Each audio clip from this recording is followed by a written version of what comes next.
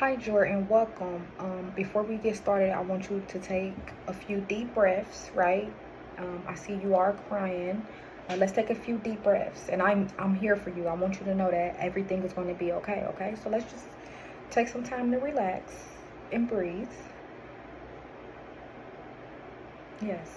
So my name is Rakia, and I will be kind of like a friend today, a counselor, but a friend. And I want you to know that I'm here for you, and whatever you need, just let me know, okay?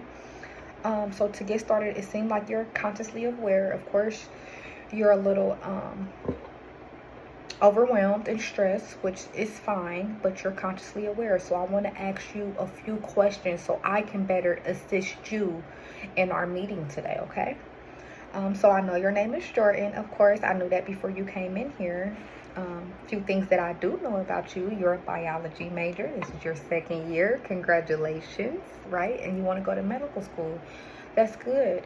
So tell me a little bit about your background. Do you have, and I will be writing for the session, so I don't want you to think I'm rude. I'm just taking notes, okay? Do you have a family history of mental illness that you know about? And at this moment, are you suicidal? Do you have thoughts of suicide as of right now? Do you want to harm yourself or anyone else?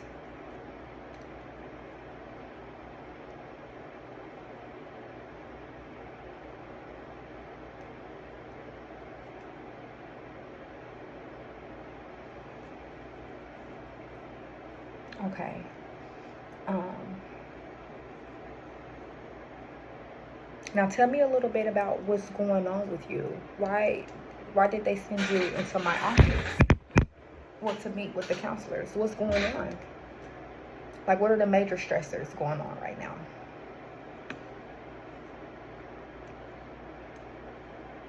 And how have you been feeling as well?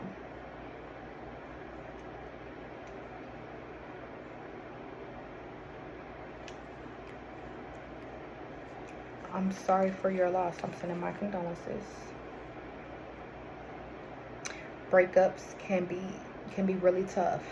That's why a lot of people do have problems from long-term breakups. Yes.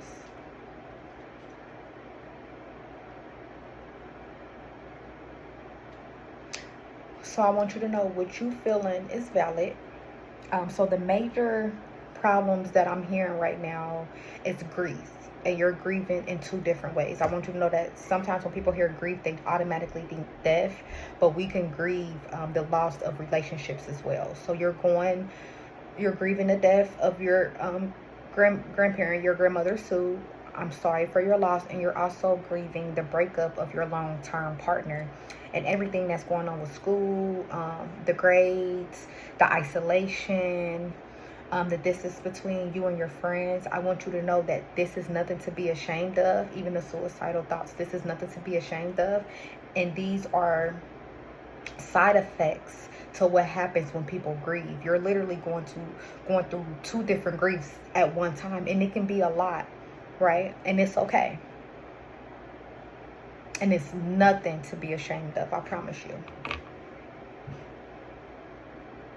Now let's explore a little bit more of your emotions. So how did you feel with the breakup with your long-term partner?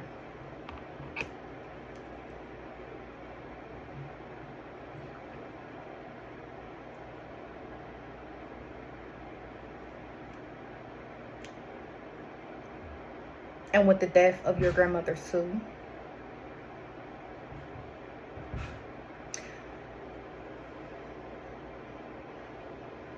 Do you think experiencing both of those at the same time is what kind of caused the eruption?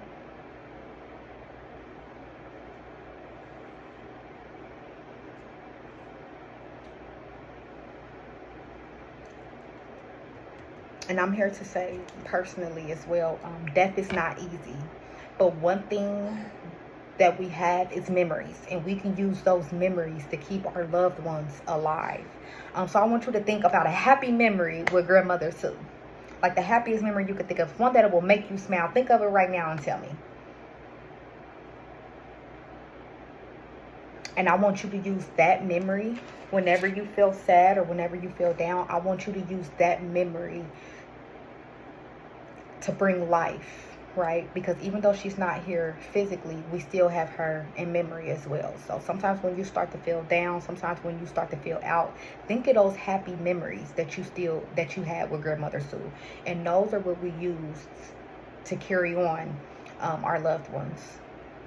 She will always be here with you, especially in memory. So always think about the good times. You see how you smile when you thought about the happiest memory? Keep that alive within you, okay? And I want you to know that, again, what you're feeling is valid. And there's 5 steps to grief. Of course, there are more add-ons to that, but it's 5 common steps to grief. And I have a paper that I can give you that better explain each category. So you have denial, you have bargaining, you have acceptance, anger, depression.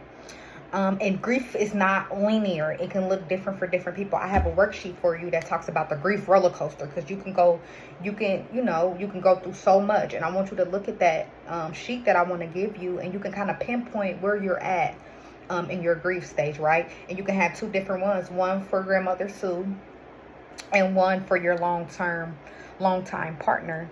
And of course, it can be add-ons to that. It's not just 5. You can experience sadness. You can experience disorganization. You can experience longing, right? Those are just the 5 main ones. But I have a worksheet here, well, a paper for you to look over, okay? So I just want you to know what you're feeling. Again, valid. And I want us to kind of take actions to further the steps of healing, right? Because once we identify what we're feeling, identify our emotions, accept it, now we have to take actions to heal and better ourselves, okay? So what I want you to do, I have some things right here. Grief support groups, that will be really beneficial for you as of right now. Like, grief support groups have a plethora of benefits. It's a way to it's emotional support, especially in times like this of grief. It's a feeling of connection. You're around other people that's going through the same thing as you, right? So it's a way to connect with others, hear stories, and also share your stories as well. And it gives you a sense of belonging.